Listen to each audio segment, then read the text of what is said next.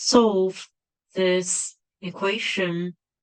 This notation, brackets t, represents the greatest integer function, which is the greatest integer that's not greater than t.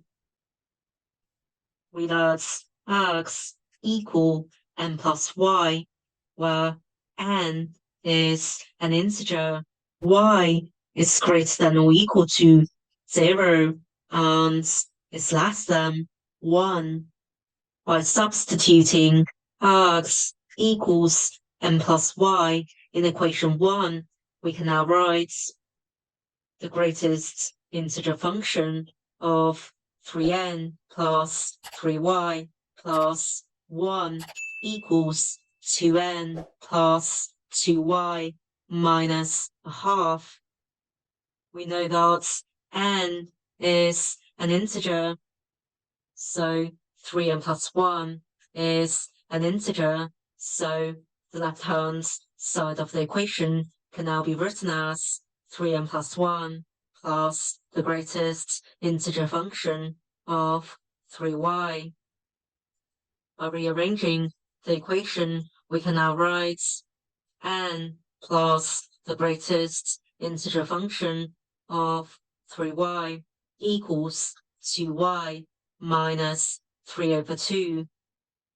Because n is an integer, the greatest integer function of 3y is an integer, so 2y minus 3 over 2 is an integer. Because y is greater than or equal to 0 and is less than 1, so 2y minus 3 over 2 is greater than or equal to minus 3 over 2, and 2y minus 3 over 2 is less than a half, so 2y minus 3 over 2 equals minus 1 or equals 0, as 2y minus 3 over 2 is an integer. Case 1, 2y minus 3 over 2 equals minus 1. So y equals a quarter. Now substitute y equals a quarter in equation 2. Then the right-hand side of the equation is 2 times a quarter, which is a half, minus 3 over 2, which is minus 1.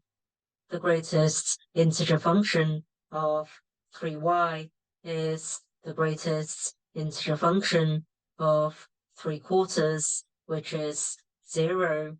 So n equals minus 1. X equals n plus y, so x1 equals minus 1 plus a quarter, which is minus 3 quarters. Case 2, 2y minus 3 over 2 equals 0. So y equals 3 quarters. Now we substitute y equals 3 quarters in equation 2.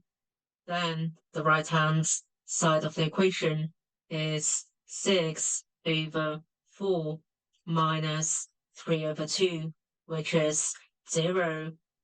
The greatest integer function of 3y is the greatest integer function of 9 over 4, which is 2. So n equals minus 2. X equals n plus y, so x2 equals minus 2 plus 3 quarters, which is minus 5 over 4. So there are two solutions.